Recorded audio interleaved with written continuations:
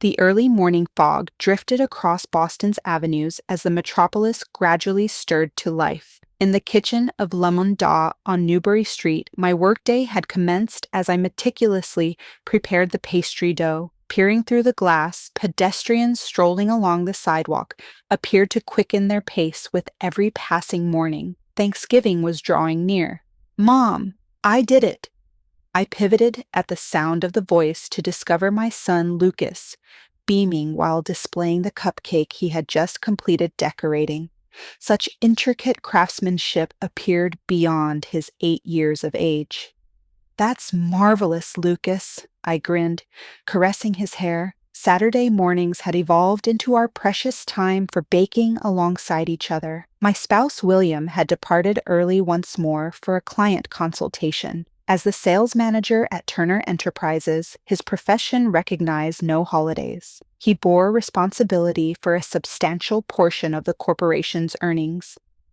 "Rachel, today's croissants are utterly flawless." Jennifer, one of our employees, peered into the kitchen with an enthusiastic update. More than half of today's croissants had been purchased within merely an hour of opening. Recently, we had been highlighted in the Boston Globe's Distinguished Bakeries feature, attracting even more patrons to our establishment. We were all joyfully overwhelmed by the growing number of individuals queuing first thing each morning for our croissants. For me, who had been raised as the child of a single parent in Boston's impoverished South End, this achievement felt like a fantasy. I had labored tirelessly with a scholarship to culinary school, obtained experience as a pastry chef at a high-end hotel, and ultimately realized my ambition of operating my own establishment. When Lucas returns from school, he invariably goes directly to the kitchen. He completes his assignments there while occasionally assisting with the baking. At a recent parent-teacher meeting, he boldly declared during his future aspirations presentation that he wished to become a pastry chef exactly like his mother. His instructor commended him as a compassionate child who helps unite the classroom. William's career was also progressing exceptionally well. He mentioned the significant real estate development contract he finalized last week would substantially contribute to achieving the company's sales objectives for the year. His abilities in guiding his team while actively seeking new business prospects himself were highly valued both within and beyond the organization. However, not everyone acknowledged our achievements. Marrying someone of her background, it's a shame to our family. I still clearly recall my mother-in-law, Patricia's statement when William declared our engagement. For her, the CEO of Turner Enterprises and a cornerstone of Boston society, marriage to someone from an impoverished neighborhood was entirely unacceptable. Though she participated in our wedding ceremony, her prejudiced behavior never altered, even when Lucas was born. While she showered love on her other grandchildren, she continued to treat him with indifference. At social gatherings, she would behave as if we were invisible, creating uncomfortable circumstances for those surrounding us. Recently, her animosity had intensified further. At Lucas's birthday celebration last month, she failed to appear despite receiving an invitation. Later, when Lucas accidentally encountered his grandmother, she proclaimed, "Expensive gifts don't befit a child with a mother from the ghettos." The recollection of my son's dejected expression that day still aches in my heart. Then, yesterday, we received an invitation to Thanksgiving dinner, the Turner family's customary annual assembly. Every year during this period, anxiety builds. "You don't need to attend," William suggested, but I declined. "I want to get along with Grandma," Lucas expressed at the dinner table, hope gleaming in his gaze. I couldn't easily disregard such a pure desire. "Let's attend," I resolved. William's face displayed worry but understanding of our son's wishes. He agreed quietly. Thanksgiving morning delivered an particularly bitter breeze. The avenues of the Chestnut Hill district, where elegantly dressed individuals hurried past, were already adorned for the holiday. Fallen foliage swirled in the atmosphere, and maple trees were painted a rich crimson. I had been preparing an apple pie since dawn. More than courtesy for my mother-in-law, it was my professional integrity that wouldn't permit me to arrive without bringing something.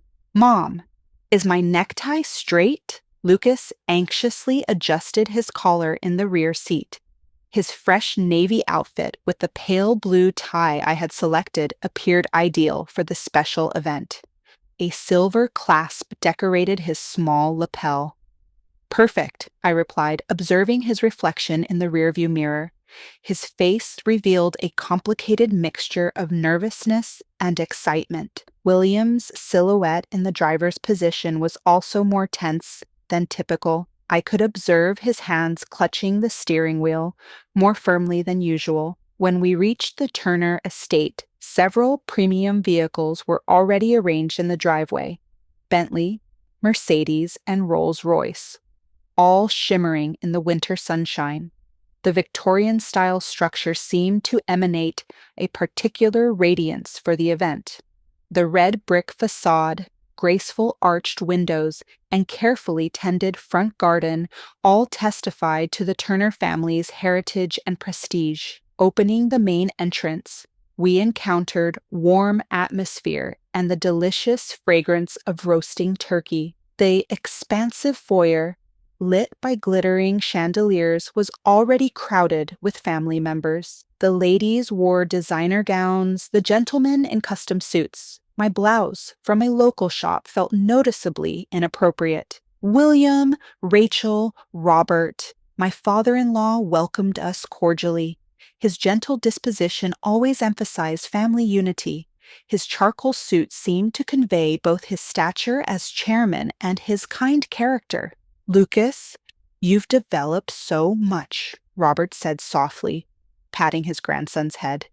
The nearby relatives smiled naturally at the interaction. Lucas's demeanor also began to ease as he reconnected with his cousins. Among the group of 8-year-olds, he slowly released his anxiety.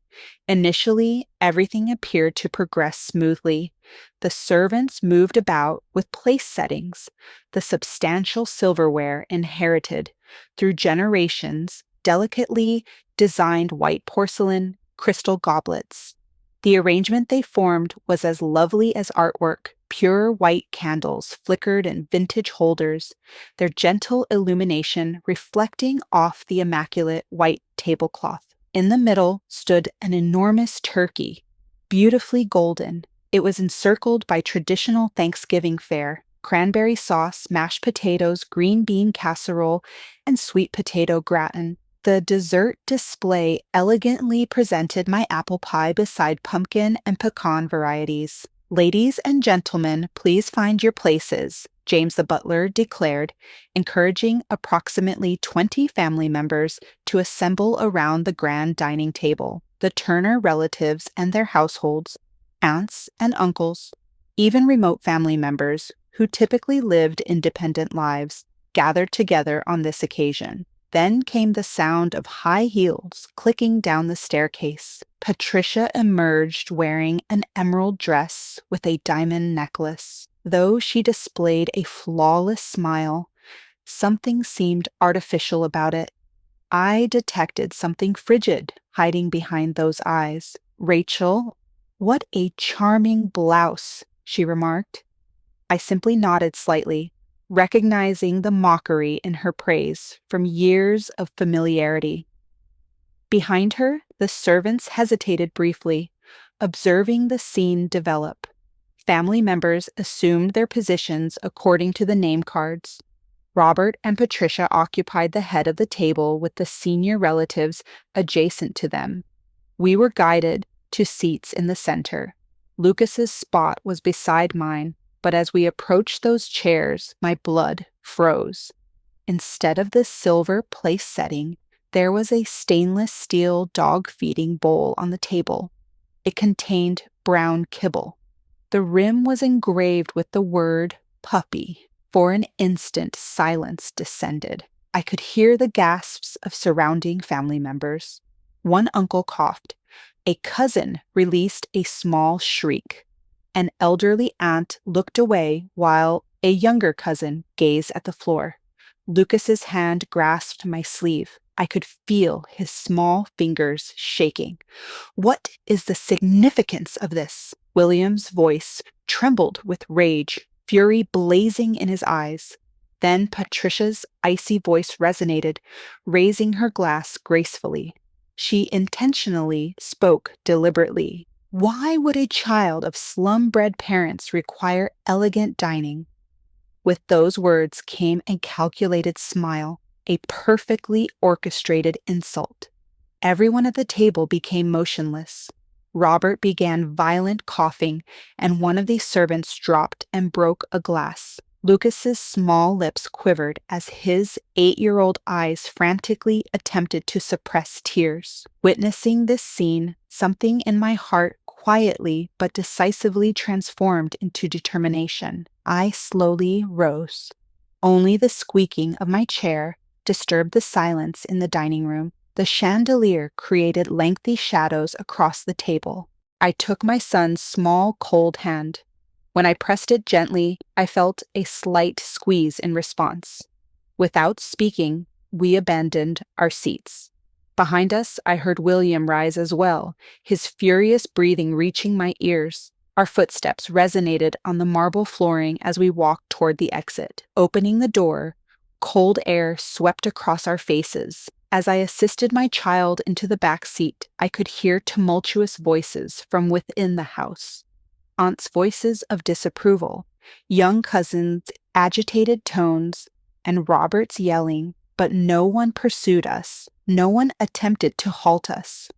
Until we entered the car, in the rear seat, Lucas trembled slightly. Through the windshield, I gazed up at the opulent mansion. I could see several faces observing us from the second-story windows. Behind the lace curtains, inquisitive eyes tracked us. Only the sound of the engine interrupted the Thanksgiving quiet. On the journey home, no one uttered a single word, just the engine noise piercing through the cold evening air. Lucas still shivered slightly in the back seat. The streetlights illuminated his weary reflection in the car window. Even after entering our cozy home, the shame we endured at the Thanksgiving table cast a chilly shadow over our spirits. The living room lights, typically warm and inviting, seemed to create peculiar shadows tonight. "Lucas, let's get you into the bath," I said gently, placing my arm around his shoulders. He nodded silently, still unable to find the strength to speak. As I helped him remove his new suit, I felt his small back occasionally trembling, the fine fabric that should have been filled with his nervousness and excitement. I thought about what had occurred tonight. Why did she need to be so harsh to an innocent child? As warm vapor filled the bathroom, I gently cleaned his back. Usually talkative, he remained quiet. That silence compressed my heart. When we returned from the bathroom, he seemed to have recovered some composure. After changing into his sleepwear, I knelt before him as he sat on the bed. I observed his expression while carefully toweling his hair. "I'm sorry, Mom," Lucas suddenly whispered. Those words gripped my heart. "You've done nothing incorrect," I said firmly, embracing him. Tears poured forth from his small frame. The feelings he had been frantically suppressing burst forth simultaneously. Warm tears drenched my chest. "I just wished to get along with Grandma." I gently massaged his back as he wept. I couldn't discover words of consolation. I simply felt his heart slowly settling in my warm hold. "Your pastries are the finest, Mom." I couldn't help but grin at those words as he dried his tears. I positioned myself beside his bed and started reading his customary bedtime tale. Exhausted, he drifted into profound slumber during the story. though remnants of tears lingered on his sleeping face. His breathing was tranquil. I kissed his forehead softly and was about to exit the room when I heard a faint whisper in his sleep, "Mom." At that sound, I clenched my fists firmly. Regardless of circumstances, I would safeguard this child. That resolve crystallized within me. Departing the bedroom, I discovered William in the living room, gazing intently at his cellular phone. His expression displayed a fury I had never witnessed before. It was like observing a different aspect of my typically composed husband. "I will never pardon that woman," he snarled in a hushed voice. His clenched fist quivered. Company papers were scattered chaotically across the coffee table. "William, I've had sufficient." He rose and contacted his mother's number. I didn't prevent him. This confrontation was unavoidable. The ringing tone seemed unnaturally amplified. "Why, Mother?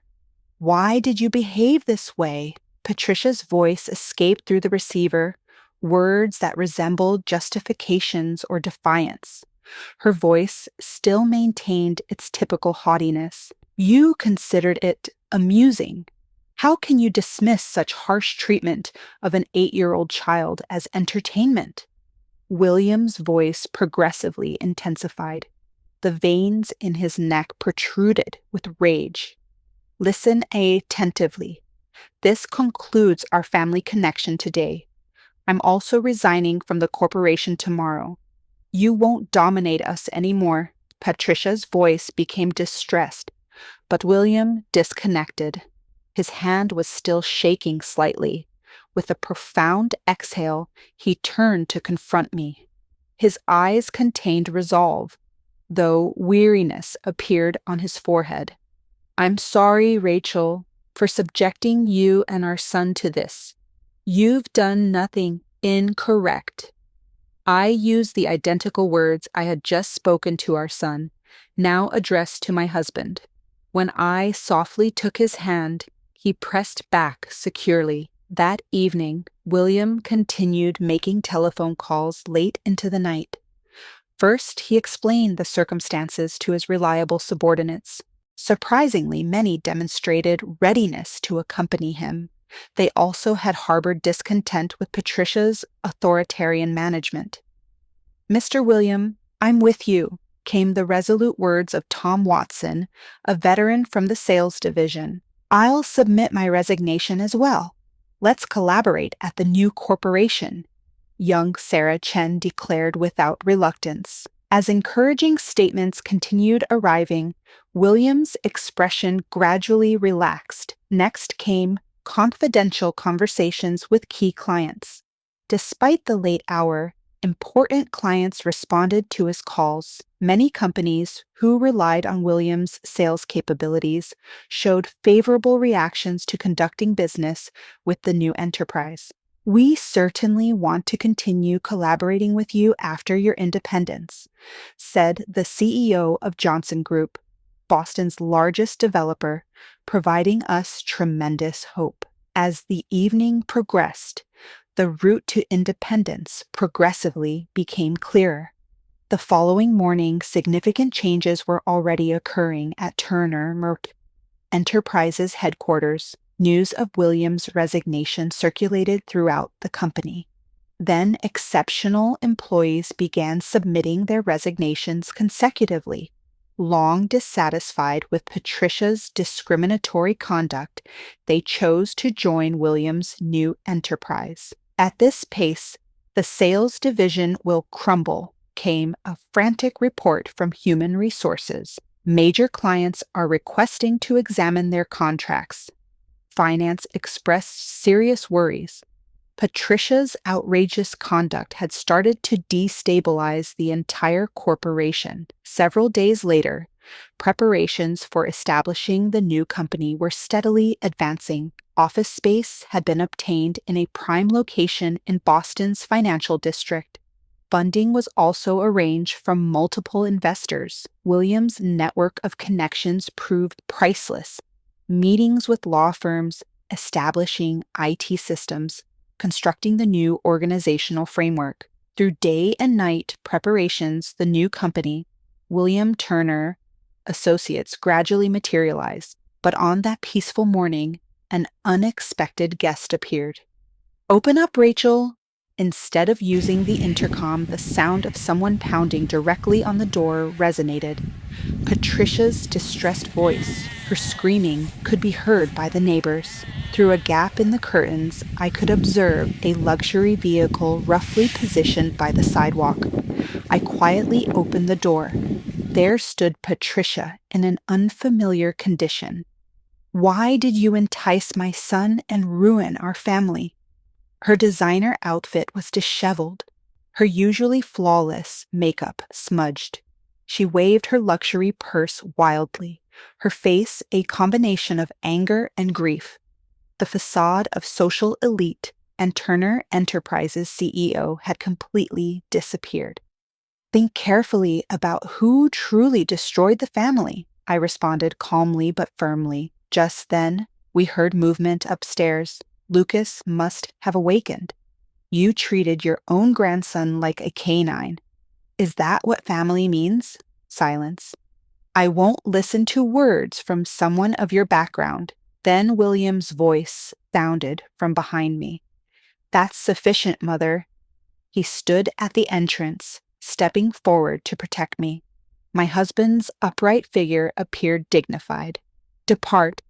Don't ever present yourself to us again." His voice carried unwavering determination. Patricia stared at her son as if viewing a stranger. For an instant, remorse seemed to flicker in her eyes, but that emotion was quickly concealed beneath her arrogant expression. "I have my dignity too," she said in a quivering voice, then turned sharply. We silently observed as she entered her luxury car. Her back had completely lost its former stature. The sound of the door closing echoed softly, like announcing the beginning of a new dawn. Lucas descended from upstairs and took our hands. In those small hands, we felt optimism for our new future. The corridors of Turner Enterprises had lost their former liveliness. A week after William's departure, an unusual atmosphere surrounded the entire company. The office floor, once filled with employee enthusiasm, was now dominated by oppressive silence.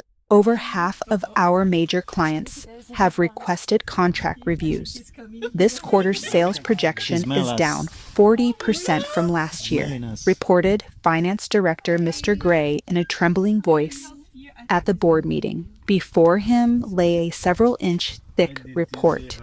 The numbers written and read narrated the story of the company's critical situation. The decline in the real estate development division was particularly severe, with new project orders almost at a complete halt. The turnover rate in the sales department has exceeded 70%.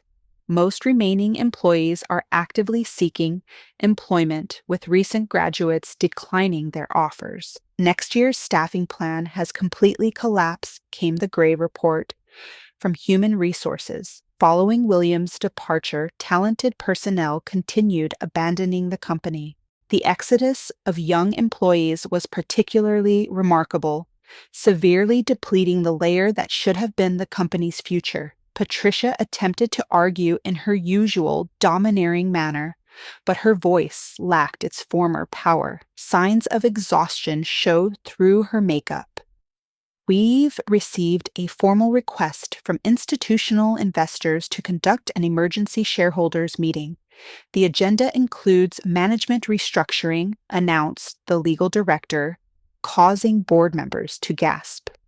Pressure from major shareholders was intensifying daily. The company's stock price had collapsed, continuing to establish new all-time lows. Market capitalization had diminished by 30% in just 1 week. Suddenly, the conference room door burst open. "What is the significance of this?" Robert stormed in, holding a newspaper. The front page headline read, "Turner Enterprises CEO suspected of misappropriating company assets." The Boston Globe's thorough investigative report extended across 3 pages. The article detailed Patricia's misconduct. She had utilized the company's private jet for personal shopping expeditions, charging the company approximately $500,000 annually.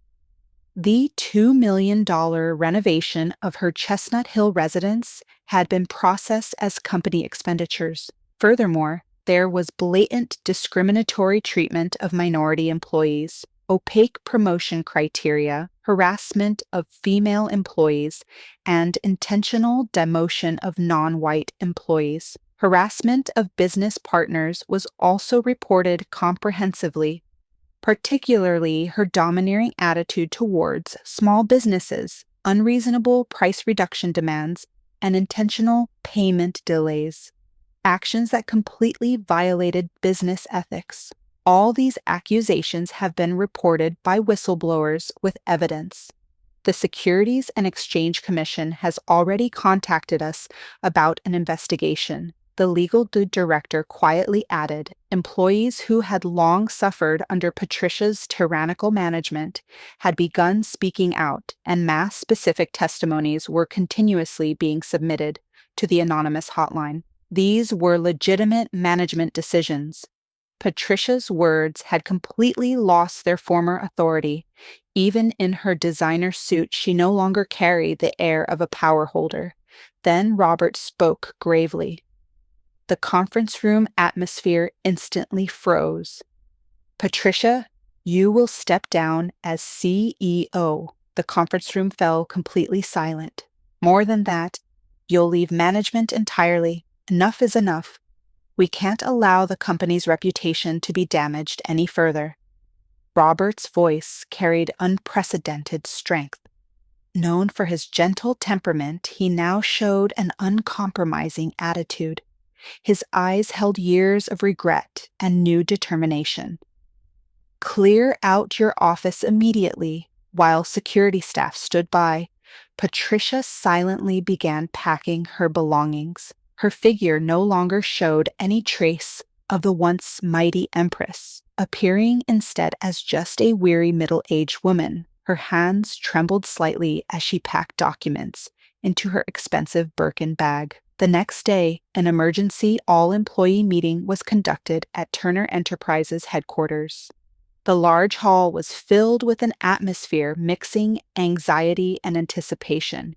Effective immediately, I am assuming full authority. Robert's voice echoed through the silent hall. We will completely reform our discriminatory management policies and build a new system where all employees are evaluated fairly.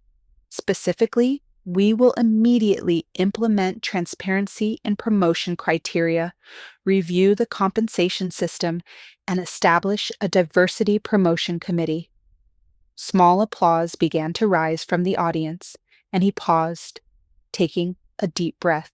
I want to genuinely apologize to my son William. My failure to adequately supervise has caused profound harm to him and his family. His words created a minor commotion in the hall. Many employees seemed to perceive genuine transformation in the company from this father's apology. The market also reacted favorably to the announcement of the new system. The stock price began displaying signs of recovery, rising approximately 15% from its lowest point.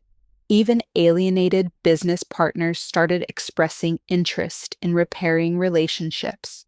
In particular, the development of new internal systems advanced rapidly. Complete revision of discriminatory personnel evaluations, enhancement of childcare and elder care support systems, and active promotion of minority recruitment. These initiatives received substantial coverage in industry publications. Meanwhile, William Turner Associates was experiencing a robust beginning. Just 1 month after establishment, they had already obtained multiple major projects. We've officially contracted the large development project with Johnson Group.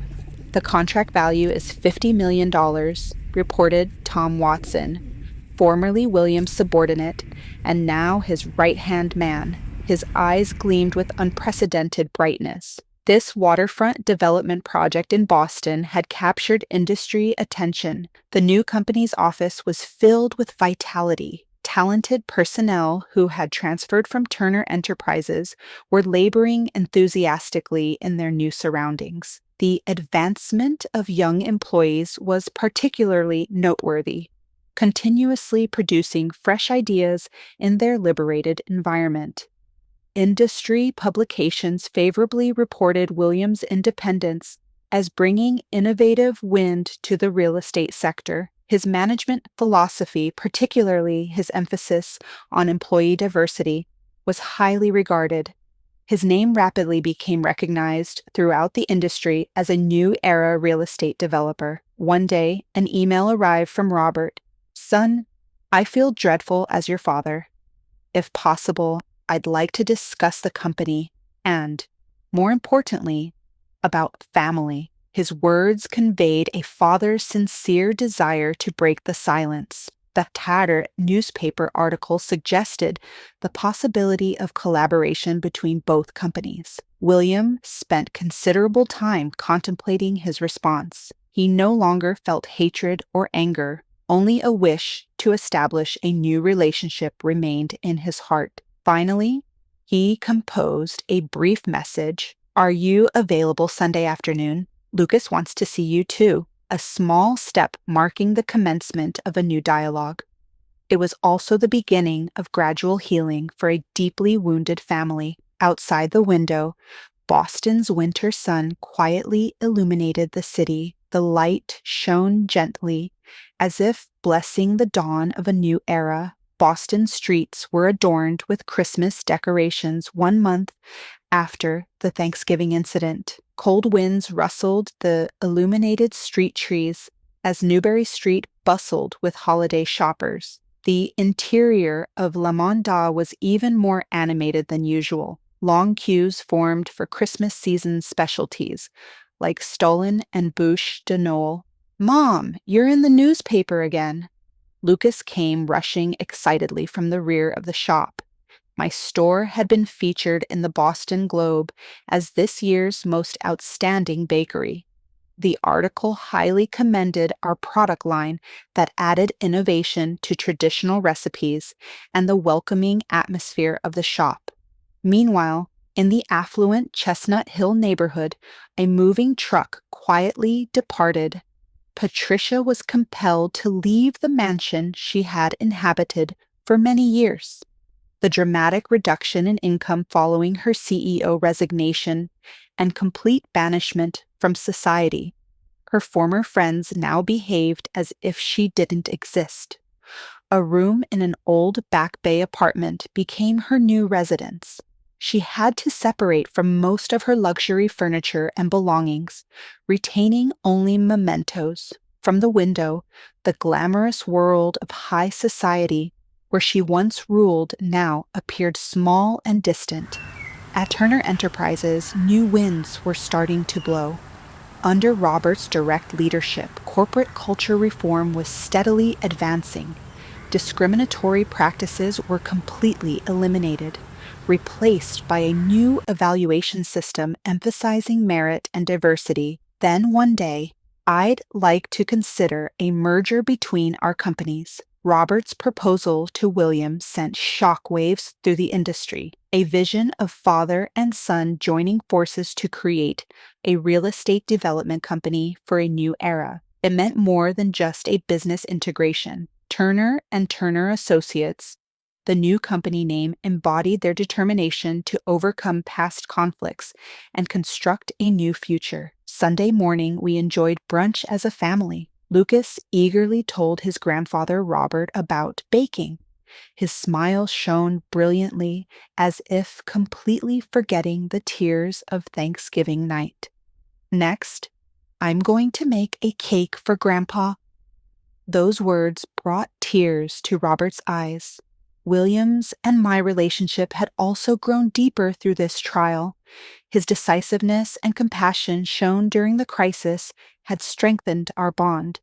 However, I sometimes think about Patricia living alone in her Back Bay apartment. They say she sits by the window on holiday afternoons, watching families pass by on the street, holding an expensive wine glass, quietly reflecting on her former glory. As brilliant Christmas illuminations decorated the city, everything had changed, and something new was about to begin.